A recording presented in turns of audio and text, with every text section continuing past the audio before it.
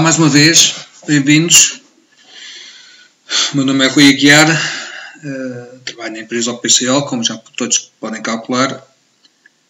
Vamos hoje falar sobre o tema de análise de sistemas de medição, Measurement System Analysis, ou MSA, como é mais conhecido comumente por toda a indústria. Um dos critérios primeiros para estar a verificar e garantir a conformidade dos meus equipamentos é a questão da calibração.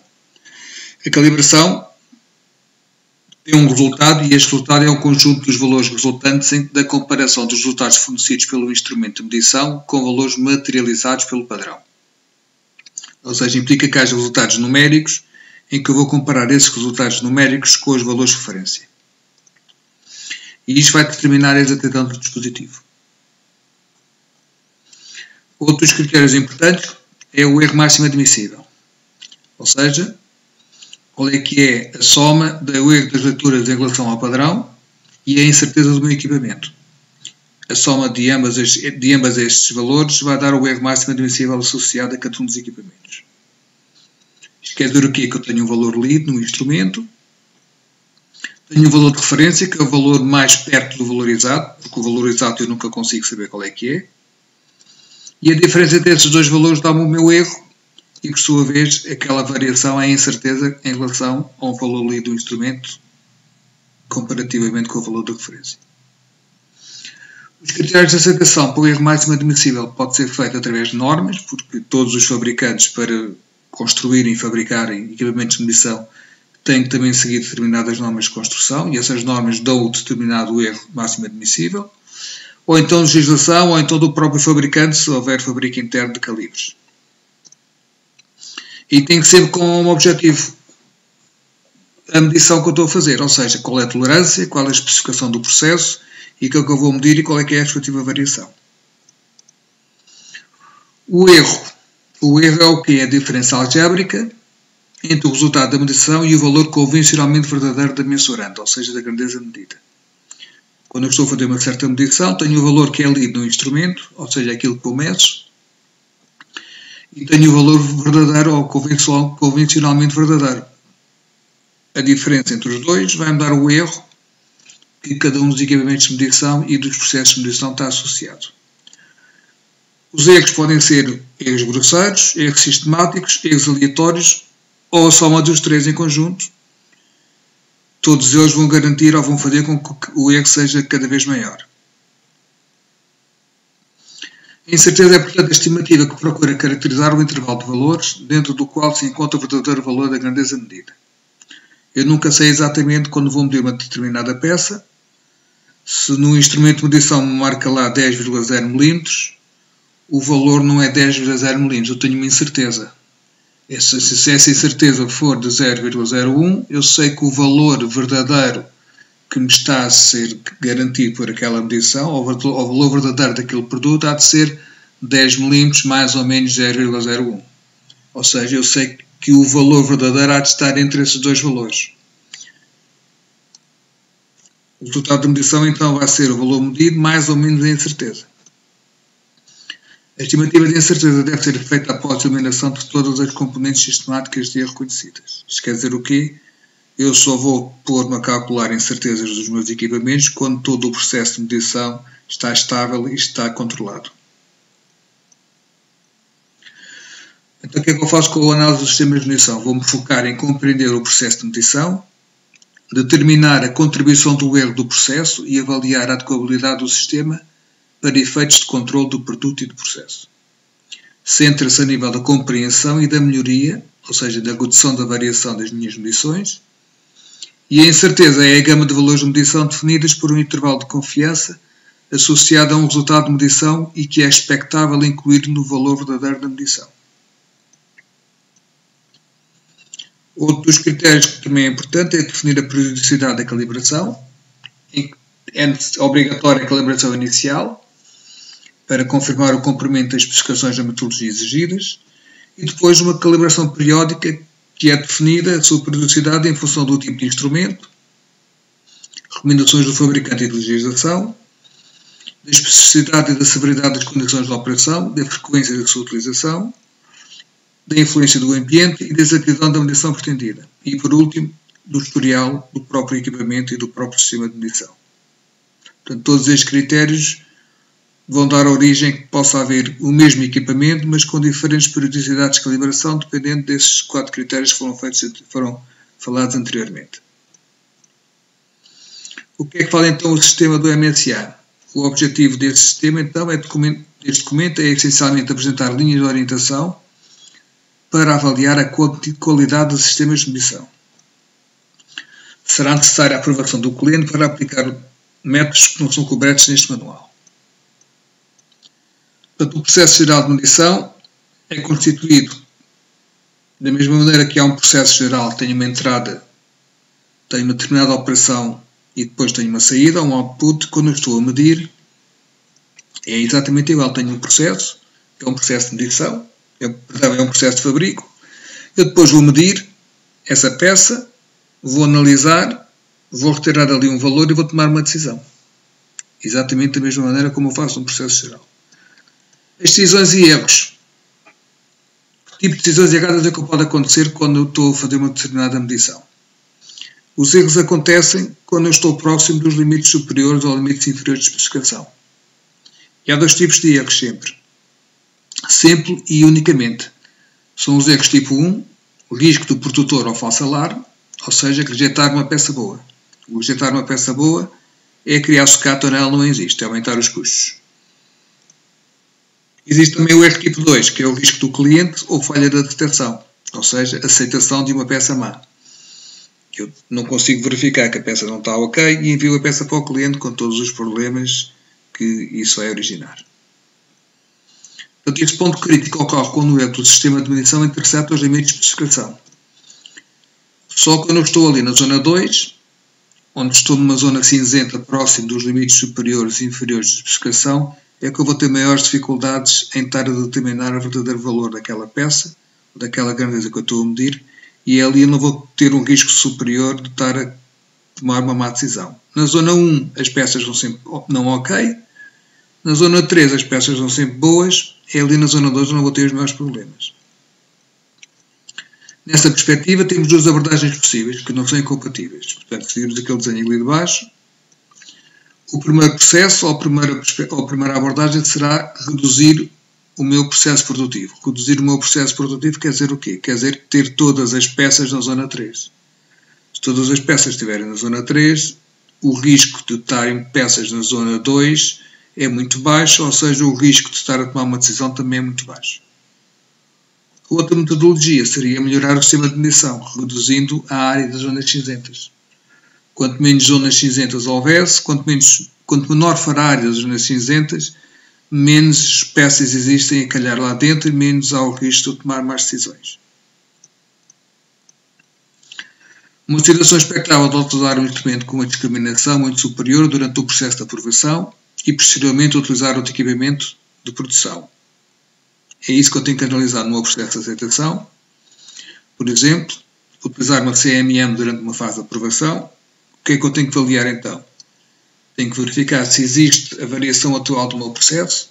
Reparem, esta variação que está a vermelho eu nunca consigo saber, porque eu para medir aquela variação preciso de um instrumento de medição. E esse instrumento de medição tem erro e tem incertezas. E tem variações. O efeito daquelas variações na variação atual do processo dá origem àquilo que eu observo. É aquela curva que está ali azul. E é olhando para a curva azul que eu tomo as minhas decisões. Portanto, quanto maior for a variação do instrumento, maior vai ser a diferença entre a curva vermelha e a curva azul e maior é o risco de eu estar a tomar uma decisão errada. O que é que então pode influenciar a variação dos meus sistemas de medição? Há 5 tipos de categorias. Há o desvio ou bias, a estabilidade, a linearidade, a repetibilidade e a reprodutibilidade. Vamos então ver o que é cada uma destes 5 temas.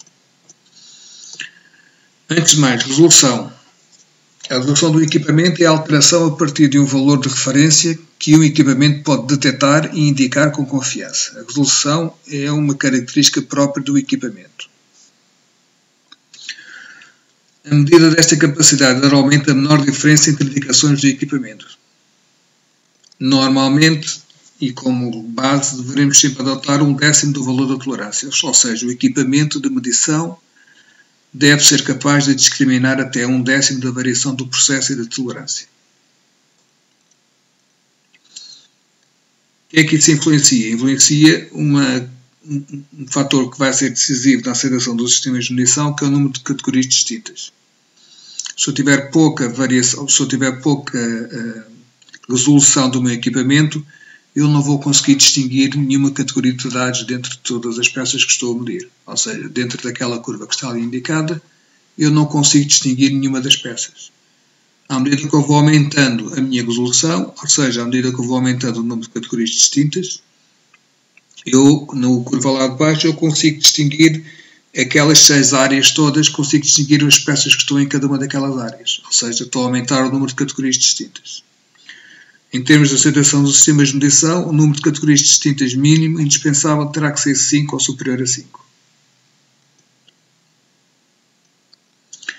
Então, voltando agora a falar do desvio da estabilidade e da linearidade, que tem os aspectos relacionados com a exatidão e com a variação do processo, que é a repetibilidade, a reprodutibilidade e o gauge FS, o que é que consta cada uma delas? Portanto, o desvio é a diferença entre o valor verdadeiro, o valor de referência, e a média de medições observadas. É a contribuição para o erro de todos os efeitos combinados de todas as fontes de variação conhecidas ou desconhecidas. Estas contribuições para o erro total levam a desvios consistentes e previsíveis de todos os resultados de aplicações repetidas do mesmo processo de medição. Na prática é o quê? Eu pego num bloco padrão ou numa peça de referência, meço a peça N vezes, tenho um valor médio e tenho um desvio padrão, que é representar ali por aquela distribuição. E eu vou então comparar a média daquele valor observado através das medições que eu estou a fazer com o valor de referência. A diferença entre estes dois valores é o meu desvio, ou bias. A estabilidade é a variação total das medições obtidas com o sistema de medição nas mesmas peças ou no mesmo padrão, medindo a mesma característica num determinado período de tempo. Vou fazer então a diferença entre as médias de pelo menos 2 grupos de medidas obtidas com o mesmo equipamento, nas mesmas peças e em ocasiões diferentes. Para quê? Para verificar a estabilidade ao longo do tempo. Ou seja, verificar se o desvio é constante ao longo do tempo. Eu tenho aqui a primeira ocasião onde faço a medição, tenho a segunda ocasião, vou comparar o desvio da primeira ocasião com a da segunda e verifico se, ou vejo se mantém estável ou se há alguma alteração àquele desvio. O terceiro critério é a linearidade. É a diferença no desvio ou do bias ao longo da escala operacional do equipamento. Verifica se o desvio do sistema de medida é constante ao longo de toda a sua escala e a variação do desvio ou bias relativamente ao tamanho. Se eu tiver aqui a gama de variação de medições que eu tenho a fazer com aquele determinado equipamento, o que é que eu vou fazer? Vou identificar 3 medições ou 3 comprimentos diferentes e vou comparar a diferença entre o valor observado e o valor real entre cada uma daquelas 3 áreas. Se o valor se mantiver constante ou é igual, quer dizer que existe linearidade. O erro é linear, independentemente da amplitude da medição que eu estou a fazer. Se não acontecer isto, eu tenho que verificar em que zonas ou em que distâncias é que o meu erro se mantém linear. A repetibilidade é a variação inerente ou capacidade do instrumento de medição. É normalmente referida como variação do equipamento, EV, embora o termo mais apropriado seja a variação interna do sistema de uma forma global. É o quê? Eu faço uma medição de uma peça e essa medição dessa peça, feita pelo mesmo operador com o mesmo equipamento, não produz sempre os mesmos resultados. A variação destes resultados dá origem à repetibilidade do meu sistema de medição, ou seja, eu quero perceber qual é que é a consistência que cada operador tem consigo próprio cada vez que faz a mesma medição na mesma peça e com o mesmo equipamento. A reprodutibilidade já é a diferença entre avaliadores. Quando eu tenho instrumentos manuais cuja sua medição ou cuja sua manuseamento possa ser influenciado pela qualificação do operador. Não é aplicável a sistemas automatizados onde o operador tem pouca influência. Ou seja, a reprodutibilidade é referida como a variação média entre sistemas ou entre condições de medição. Eu tenho vários operadores a fazerem as medições da mesma peça com o mesmo equipamento e os resultados não são consistentes uns com os outros. Essa variação dá origem à reprodutibilidade. O GageRR é uma estimativa da variação combinada de ambas as características que vimos anteriormente, da repetibilidade e da reprodutibilidade. Por outras palavras, é a variância igual à soma das variâncias internas do sistema entre sistemas. Portanto, eu tenho o meu sigma-RR, que vai ser a soma vetorial da repetibilidade mais a reprodutibilidade. Quais são os pontos de variação então que eu tenho no meu sistema de medição? Aquilo que eu observo é influenciado pela variação real do processo, isto são as peças que na prática são diferentes umas das outras, e a variação do sistema de medição.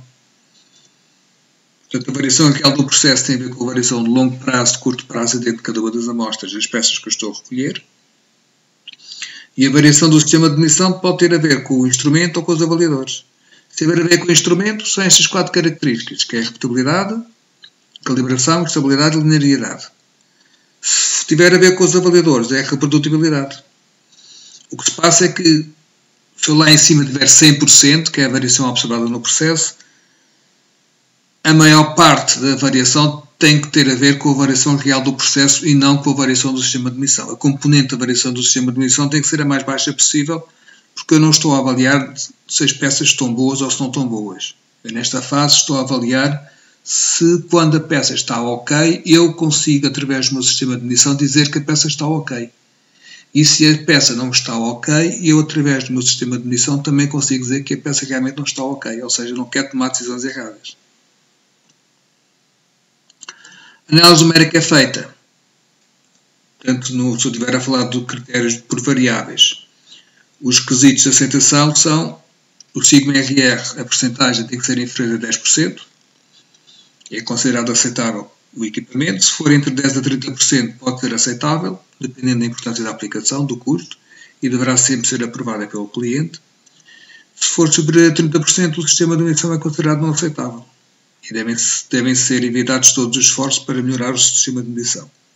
O outro critério é o número distinto de categorias, como já tínhamos visto anteriormente, tem que ser superior ou igual a 5.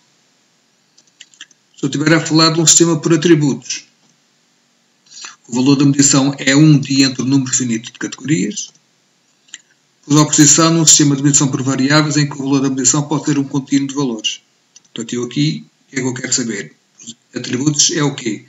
São calibres passa ou não passa, são classificações visuais e é ok ou não ok em termos visual também. Os critérios de aceitação são estes que estão aqui descritos, ou seja, se a eficácia da concordância dos operadores que estão a fazer, ou dos calibres que estão a fazer a medição por atributos, for maior ou igual a 90%, se em simultâneo a taxa de falha for inferior a 2%, taxa de falha é o quê? É eu enviar uma peça má para o cliente, e se a taxa de falso alarme for inferior ou igual a 5%, taxa de falso alarme é o quê? É eu estar a rejeitar uma peça que está boa. Portanto, que se estas 3 condições se mantiverem ou se estiverem em simultâneo a ser cumpridas, eu verifico que o critério de aceitação é aceitável para o avaliador. Se for nas outras condições que estão em baixo, maior de 80, menor que 5 e menor que 10, já é marginalmente aceito. É preciso uma melhoria do meu processo de medição. Se for inferior a 80, maior que 5% e maior que 10%, o processo de medição já não é aceitável. Portanto, existem estes critérios tanto para processos de medição por atributos ou por variáveis. Existem todas estas variações que nós temos que estar a analisar quando analisamos este processo de medição, e só depois de eu ter esta análise feita é que eu vou poder concluir sobre a capacidade do meu processo e sobre a realização de melhorias ao mesmo. Portanto, eu preciso de ter isto realizado para cada uma das características que constam no meu plano de controle, para, em seguida, ao estar a medi-la, estar a garantir que não estou a correr um risco de estar a tomar estas decisões erradas. Espero que tenha sido útil essa explicação. Comentários e qualquer tipo de ajuda que seja necessária, já sabem, podem contactar ao PCO pelos canais do costume. Obrigado e boa tarde.